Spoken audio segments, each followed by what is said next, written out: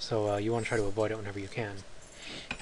So we probably won't be extending very far into this jungle very soon, mostly because it takes a very long time to clear, and it takes up most of your workers' productivity.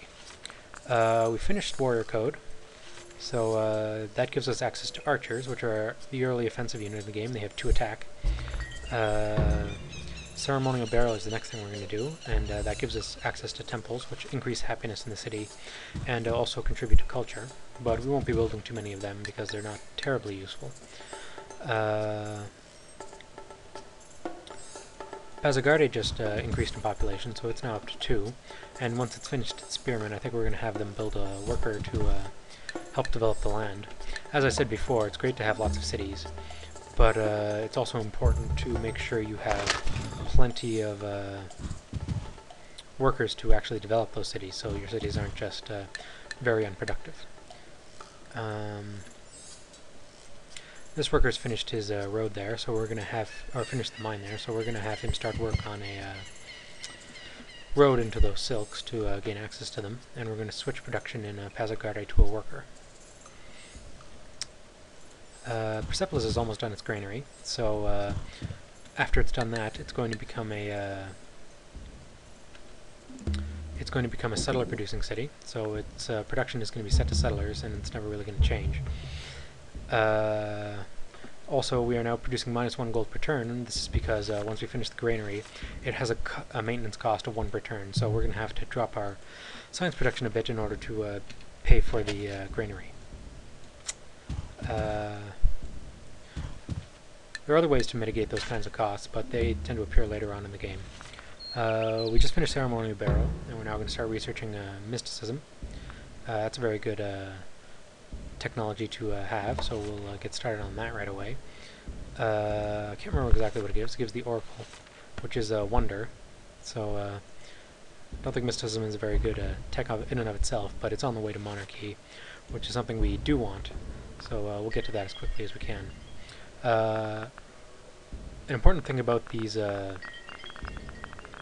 techs here is that in order to advance to the next age of the game, right now we're in the Ancient Times, and the next age is the Middle Ages, you need to get all of the techs except the ones marked with the little no entry signs. So we need all of the technology except the Republic, Literature, and Monarchy in order to advance to the next age. So that's not going to be for a little while, but it's definitely something to keep in mind. Now, this worker is working on building a road to those dyes to give us access to them. So I think what this worker is going to do is he's going to move out and start developing the land to build our next city, which I think is going to be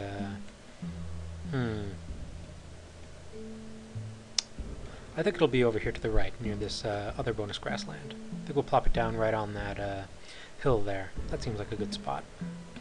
So what we'll do is we'll send him over there, and he'll start building a road to connect up that city. That square there had a patch of bananas on it.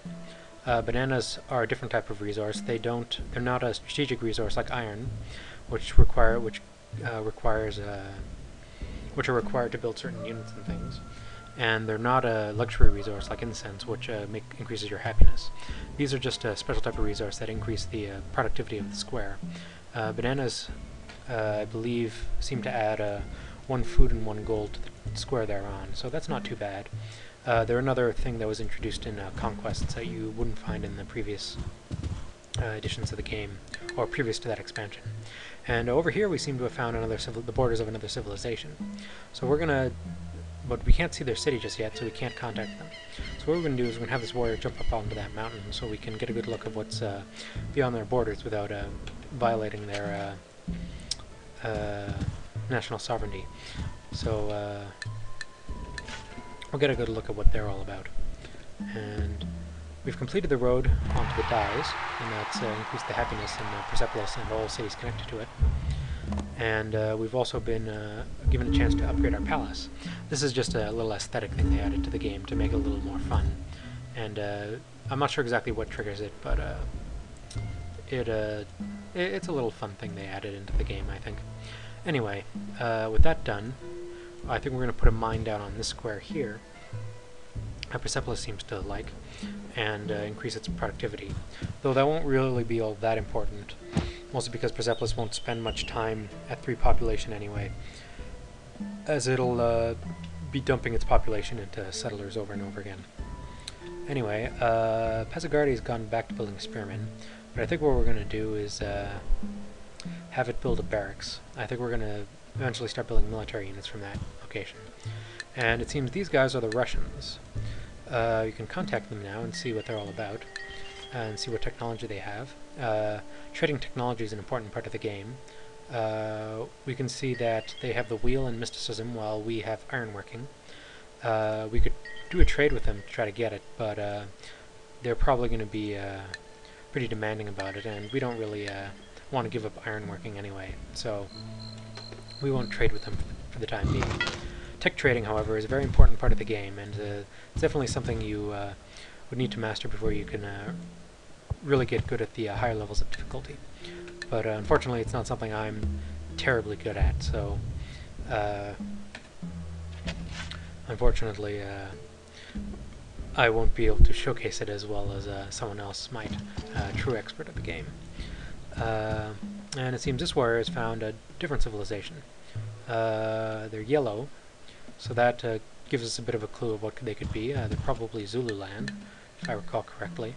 I can't remember if other civilizations use that color, but there may be another one or two that do. So once we jump up into the mountain, we'll be able to see who they are exactly and what they're about. It seems that the Russians have another city down to the right here, but I can't quite see what it is, unfortunately. Our treasury is running low for some reason. I'm not exactly sure what's giving us a little cost. It seems that we're losing some of our gold to corruption, which is very unfortunate. But I'd like to keep the tech up as long as we can. So I guess we'll have to lower our science production for the time being. Let's see here. Memphis. Ah, Egypt. So another one of the opponents is Egypt, and they have mysticism. And it doesn't seem that they've contacted the Russians just yet. And they said there's quite a distance between them. So eventually we're going to have to be battling those guys for territory. Hopefully it'll be later rather than sooner, but I suppose there's no way to tell just yet. I think what we're going to have Persepolis do is... see, they're down to 1 population, which means they don't have a... they're not able to build another settler just yet. So we're going to switch them over to building an archer for the time being. And we'll continue building a road out to here, and we'll set up a city somewhere in this area. Probably right around here, I would say. Or here. I'd like them to have that bonus grassland square, but this seems like a good spot. And we'll probably develop the floodplains there to give them access to that, as I think that would be rather beneficial. This guy's finished his road, and this guy's going to build a city on top of that hill. A city on a hill becomes an acropolis, and it gets a defensive bonus. So that city will be pretty well defended, but again, that's not really too big of a deal. We're going to have that worker start developing the land outside that city to make it more productive, and I think we'll actually build a temple in the city to expand its borders a bit, to get that bonus grassland square over there. And definitely want more settlers coming out, but unfortunately Persepolis will only grow so quickly. We've completed mysticism, and the next one in the chain to monarchy is polytheism, so we'll get started on that next. And we can't explore any further with this warrior without violating the Russian border, so we'll start exploring to the right there, and this guy will explore to the left. We need to build a road on top of this hill to connect it to our next city site, and we need to build a road there to start developing that land. Nearly out of time here, so I'm going to wrap up in a minute, but it seems we're getting a pretty good start. We seem to have the same number of cities as our opponents, but well, actually I think we're probably 1 ahead at this point, but we seem to be doing pretty good overall, I should say. And I think in the I've actually ran quite a bit over time, and this is actually going to be a 2 videos, so this is going to be a rather abrupt cut about halfway through this video. But there's nothing I can really do about that, I guess. Anyway, this has been another set of videos, and I'll see you in the next one. Bye for now.